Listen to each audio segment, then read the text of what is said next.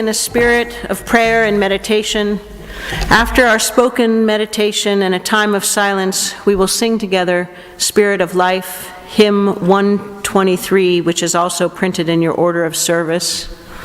We'll sing first in English and then in Spanish.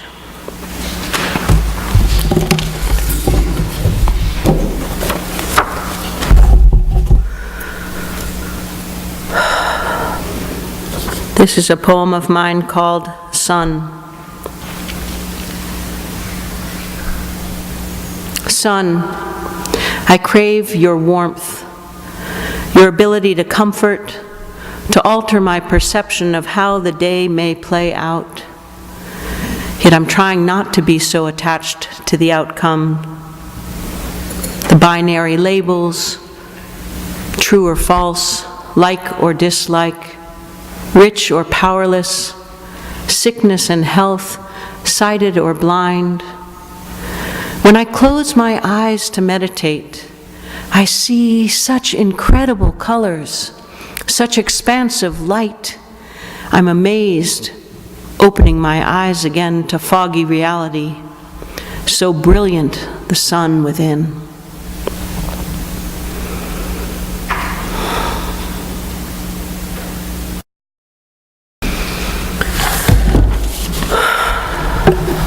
Our reading today is another poem called Flowers. It starts with a line from Rumi. What was said to the rose that made it open was said to me here in my heart. Trust the beautiful child in each of us is waiting to bloom again.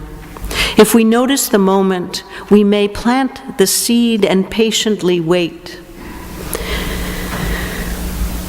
We may enjoy the stillness and birdsong like hold music. Then, in silence, we may notice our roots, boldly red and thickening, start to grow down into the clay and sand of this place. We may feel the urgency of the sprout inevitably pushing through our soil, moving toward the light, breaking through. We start to stand taller as our stem grows sturdier in our conviction that we are growing right where we need to be.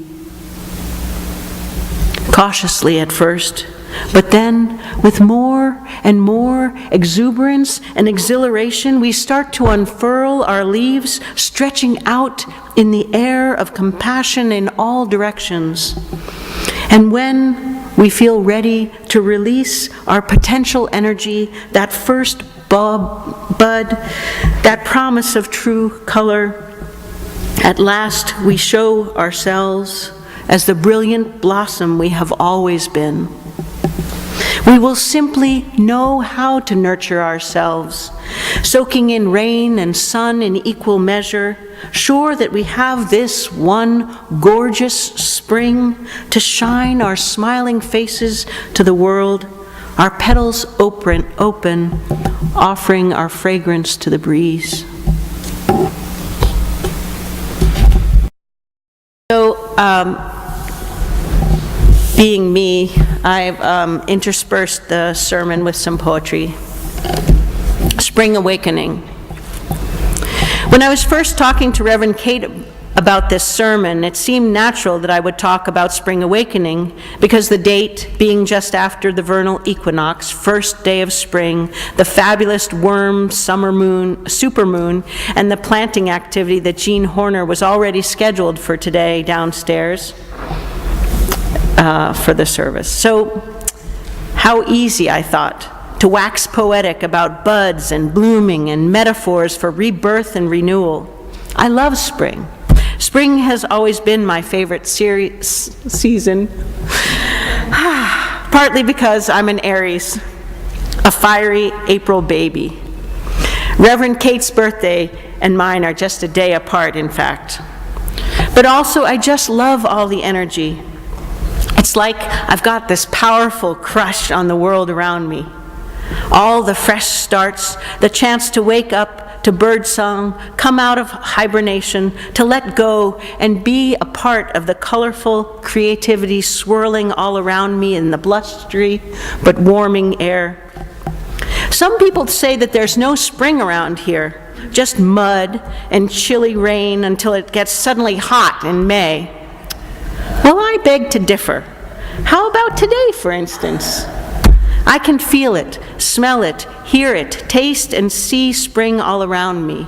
Spring sun on my skin and longer days, fragrant hyacinths and lilacs coming, peepers and songbirds, asparagus and fiddleheads, and the hundreds of shades of yellow, green, pink, and purple, colors bursting all over. Notice the progression with a new color of rhododendron blooming almost every few days through April and May.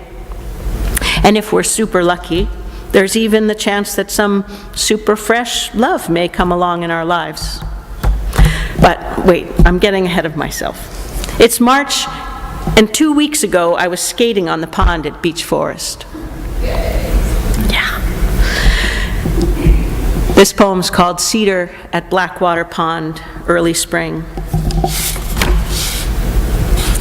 Finding my way into the woods, the red carpet of pine needles meandering between bare berries and wintergreen, so fragrant in the afternoon light, the stepped wall of moss beckons those still more frigid weeks to come. I lean into this mattress of tiny astral trees, 1,000,000 strong. They hold up my head, my heart. Before me, before the slope to the fractal edge of the freezing pond, a cedar tree leans away, complementing my relaxed slant, its imposing stature like a teacher assessing. The shiver through its boughs offers hints of illumination. I press forward and walk on, mindful to tread lightly through the wonder of these woods and all they could teach me. So when Kate asked me to do this March 24th sermon, I said, yes, happily imagining how I might live up to my moniker, Irreverent Kate, in her stead. What radical lessons might I impart to move beyond the cliches? We know full well spring is not all crocuses and birdsong and love, because just when you thought we had gotten through winter and the thermometer hits 60 degrees and maybe you've gotten your bike out, suddenly it's too cold and wet to ride and you've got a black stripe down your back from the muddy puddle splash. Or at last, the bulbs we planted break forth only to sadly droop and freeze as we get walloped with a snow and ice storm that brings crazy wind, broken trees, and devastating erosion. The cruelest month literally knocks our power out. But then, as Baron Baptiste, founder of Power Yoga, says, you have to doubt your doubts, because even though it's looking bleak again, the promise of summer is real, even if spring can be sketchy. We always have summer, right? That's why most of us came here in the first place, even if, over time, we decided to stay because we actually like the raw, desolate winter around here, too. It makes spring more vibrant and exciting by contrast. Still, it takes some strength and conviction and hope to get through spring. It takes faith.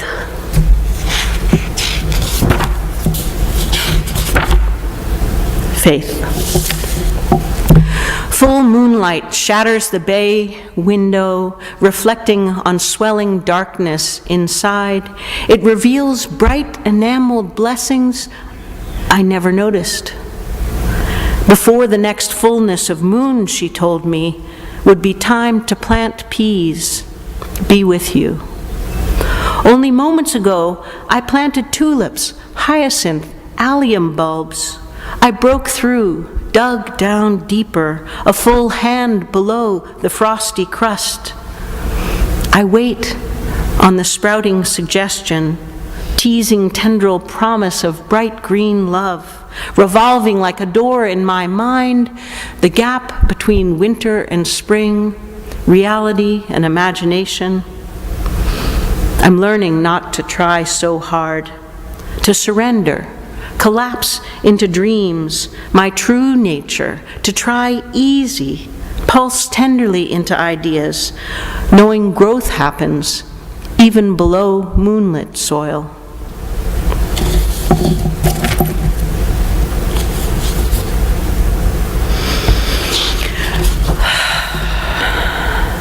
I woke up on March 8th, International Women's Day, to a revelation. At 5:37, instead of pressing the snooze button, I decided to get up and meditate, which I often do for 17 minutes, 17 seconds. I'm not sure why. I realized that I would be chanting Om just as the sun was rising. This seemed like an auspicious plan. I love having time to myself in the early morning that is just for me in the quiet before I have to go to work. My mother modeled this behavior, as she would often get up in the dark to write before the sun rose. I usually awoke to the sound of her typewriter clacking and dinging away, and the rich smell of Medaglia d'Oro espresso, which she and my father drank black through each morning. Anyway, it feels wonderful to breathe deeply and clear my mind before any stray thoughts of obligations enter my consciousness. I focus on blotches of color and light behind my third eye and breathe in cool air, exhale warm air, inhale peace, exhale love. Forgiveness. Spring, and her promise tangible again. Her love of succulent endives that clutch together like this morning, the parrot beak leaf tips that precede chartreuse stalk and still darker depth, violent blue intoxication of hyacinth. I am gone wanting her, in all her fragrant splendor, indigo. Flat daffodil leaves slip up through soil, sycophants around the queen bulb awaiting her entrance. I listen for subterranean mumblings, hesitant to love again that sprouting green, all that could break through, all that lies beneath.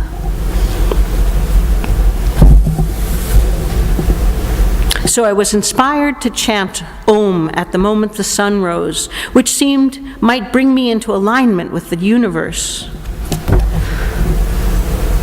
Even though I couldn't see it over the houses and trees, I could feel the sunrise happening. My recovery reading for that morning reminded me that I have a group, a supportive community like this UU congregation that pledges to love me until I am ready to love myself.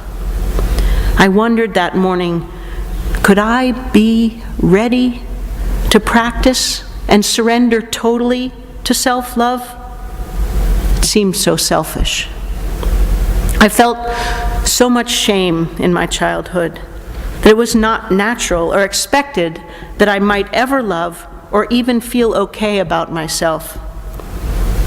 I felt shame about not being as well off as my friends, shame about my mom working and me being a latchkey child, shame about my body size, shame about incest, shame about guilty secrets I could feel all around me.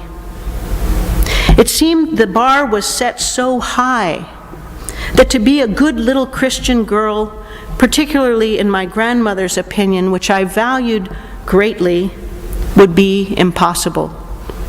There was something about me that was just awkward, wrong. I was tomboyish and didn't like girly things like lace or the color pink, frilly dresses and dolls, especially Barbies. I wanted to play baseball and football like my brothers, race Hot Wheels and collect Matchbox cars, wear navy blue Ked sneakers and t-shirts. This, of course, is not an unusual story here in Provincetown. Nor is it unusual to hold on to one's shame or to keep hearing the voice of Gladys, as Christy Hardwick calls that negative voice in our heads.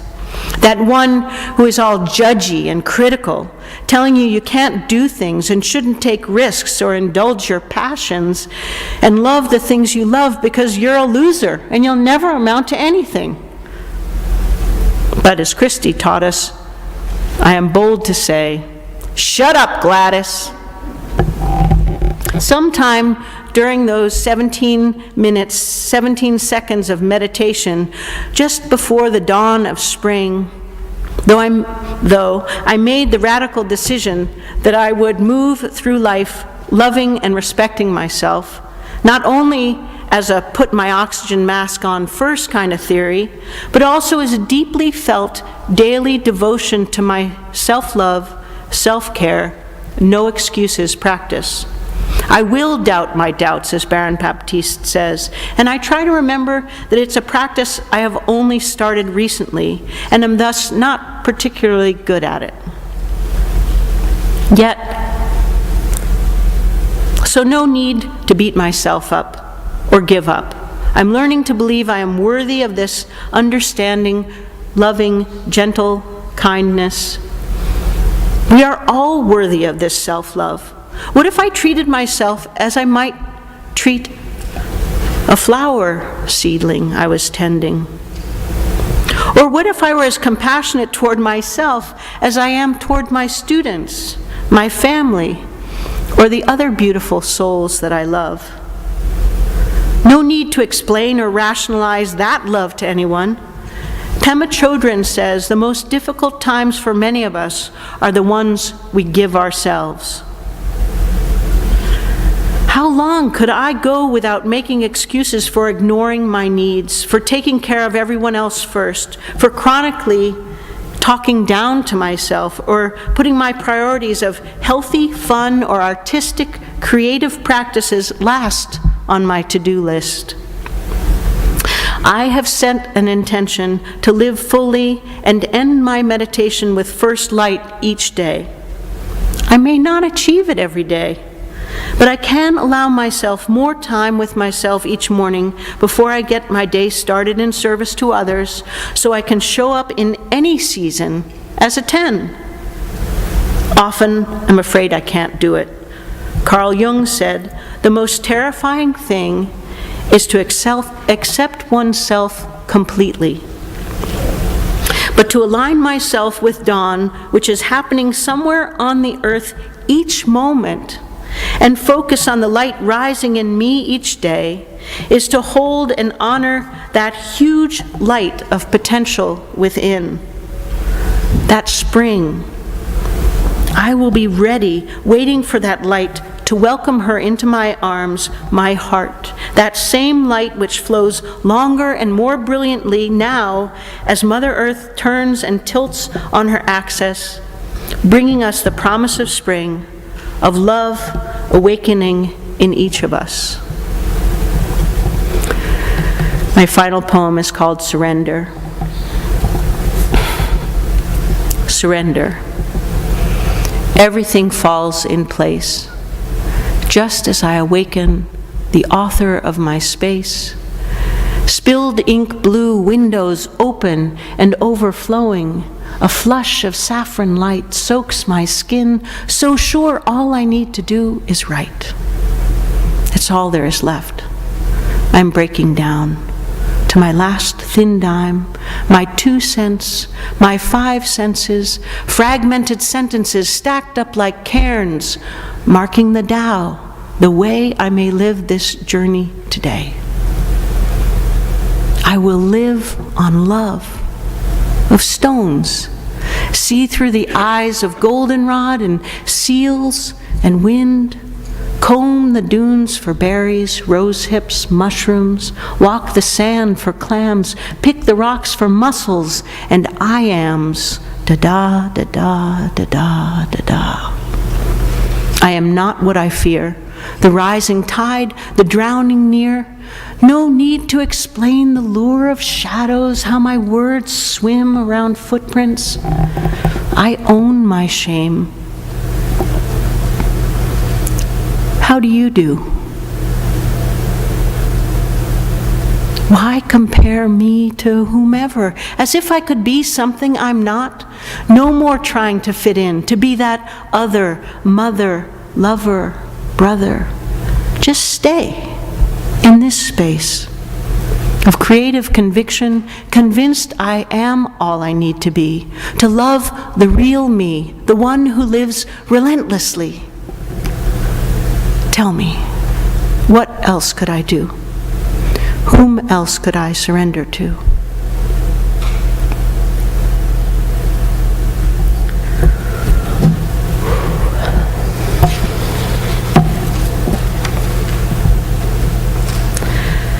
Our closing hymn today will be number 163, For the Earth Forever Turning.